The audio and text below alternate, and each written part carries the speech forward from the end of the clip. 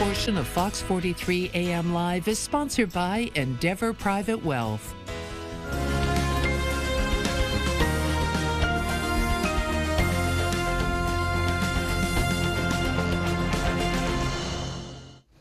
We're here with Kathleen Height, a certified financial planning professional with Endeavor Private Wealth for this week's segment on investing and wealth management. Good morning. Morning.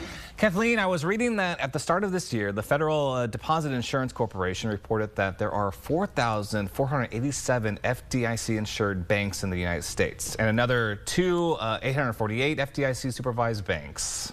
Dane, it's good to be back with you and our viewers. And I'm impressed with your attention to detail. You're spot on.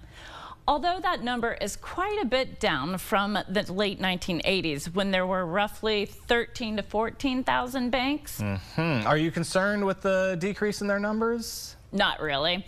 There's been a lot of consolidation in the industry through mergers, and there's been a recent surge in the new virtual banking options that appeal to a lot of consumers. So I don't think we're in any way underbanked. However, something that I feel is noteworthy, although it doesn't get the attention it deserves, in my opinion, is the enormous number of unregulated institutions known as the Bank of Mom and Dad and the impact they have on family finances. Okay, so please tell us what you mean by the banks of mom and dad. I have an idea.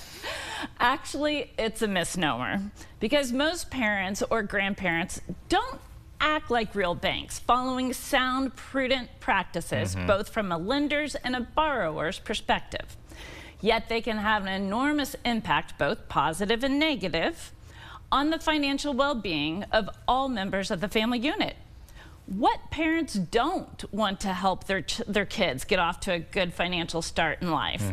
Help them secure their educational objectives, purchase their first house, help them deal with the cost of raising their own family, or help them out if they incur financial hardships. Well, is there anything wrong with that, though? Helping our children is part and parcel of being a good parent. But suppose that assistance creates stress on the parent's own financial well-being. Or what if there are multiple children and one receives more assistance than what their siblings receive?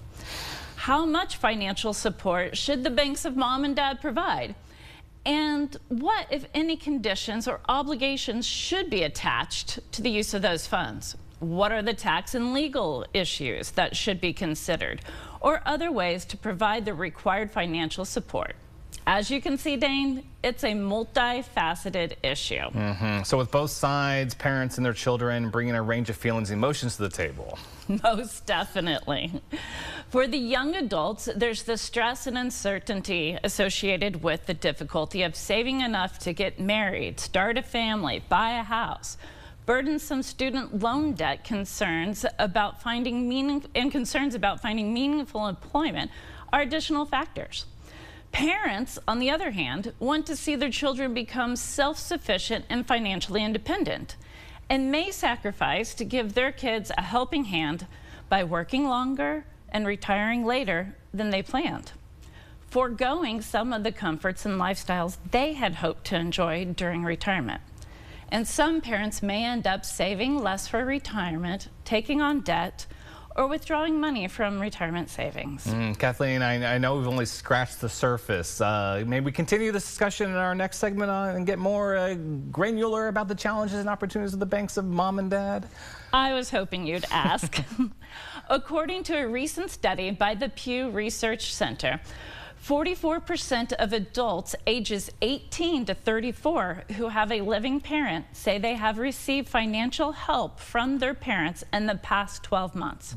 So it's very prevalent and important relationship to understand and manage. Well, that sounds great. We look forward to having you back with us, and we always appreciate your time. And everyone, to learn more about Endeavor Private Wealth, visit EndeavorPW.com. The preceding portion of Fox 43 AM Live was sponsored by Endeavor Private Wealth.